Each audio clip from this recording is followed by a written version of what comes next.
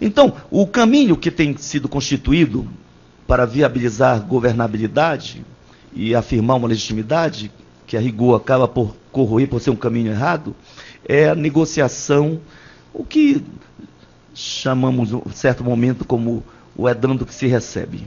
O que só prova a força de um aparelho ministerial. Ontem, no debate sobre um princípio que foi destruído ontem, começou a destruição total, deram o primeiro passo. Aliás, um princípio liberal do programa da Revolução Francesa, 1789, da gratuidade do ensino. Ontem falavam aqui autonomia da universidade para destruir a autonomia. E falavam em crise. Então, como manter a universidade? Cobrando. Iniciando por cursos de extensão, pós-graduação, lato sensu, pelo mestrado, e daqui a pouco, mestrado profissional, daqui a pouco mestrado acadêmico, doutorado, enfim, é apenas o início. Então, mas quando se fala em educação, e vê a força do Ministério, não é? Observa-se que os cortes, que estão em torno de 64 bilhões projetados, eles afetam exatamente todas as áreas que poderiam permitir alguma melhoria das condições de vida do povo brasileiro, né? E atingir os pobres. Acabamos de ter tirado da pauta, olha a força dos ministérios. Vi, desgraçadamente, um líder do PDT, né, concordar com a retirada de um projeto do atual ministro da Comunicação, André Figueiredo. E se referia a quê? No período entre a medida provisória 665, que previa certas regras para o acesso ao seguro-desemprego, e a aprovação do PDV e sanção pela presidente, houve perdas, porque antes previa 18 meses de trabalho em 24 meses. Deputado. Tá? E como houve mudança de regra, prejuízo, como repor essa mixaria, se fala do Brasil, mas o que representa muito para quem está desempregado e passando fome. Mas de repente retira-se um projeto desse, e eu fazia, como é que pode? Quem leu a matéria da Carta Capital, quem tem acesso à auditoria cidadã, 64 bilhões. Por que se tirar 10,2 bilhões do orçamento da educação? Por que se cortar 54% do orçamento do Minha Casa Minha Vida?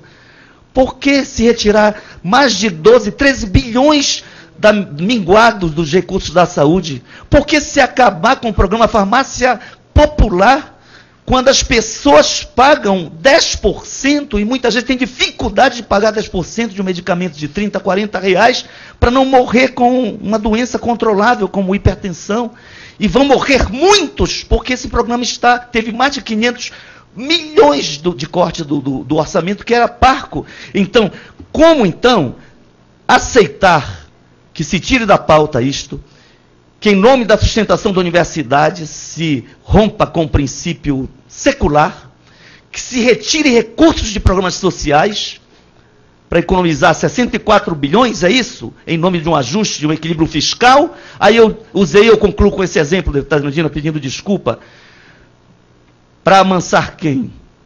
O sistema da dívida, para amansar aqueles que têm um poder no Congresso Nacional, para que um grande pacto, um corrupto pacto, de proteção mútua, a ponto de muita gente calada diante do escândalo de termos o Congresso Nacional, dirigido particularmente a Câmara, por alguém comprovadamente envolvida em surrupiar pelo menos 60 milhões do erário público. E eu concluo dizendo, como justificar essas políticas de ajuste, destruir a dignidade do povo brasileiro, inviabilizar o nosso futuro, constranger, agredir a nossa soberania? Aí, com o único fato, eu não vou citar a dívida pública como um todo, vou concluir com um exemplo. Por favor. As 500, matéria da Carta Capital de recente, as 500 maiores empresas devedoras para o Estado brasileiro devem algo em torno de 392 bilhões, sendo a Vale do Rio Doce, só ela, quase 42 bilhões. Essa,